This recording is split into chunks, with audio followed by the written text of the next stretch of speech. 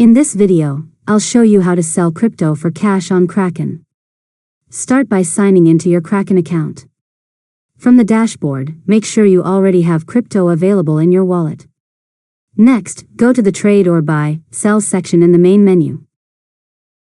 After that, select Sell and choose the cryptocurrency you want to sell, such as Bitcoin or Ethereum.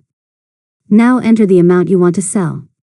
For example, choose 0.01 BTC or click Sell All if you want to convert your full balance. Next, select the currency you want to receive, such as USD, Euro, or your local fiat currency. After that, review the order details carefully, including the exchange rate, fees, and total cash amount you will receive, then click Confirm Sell.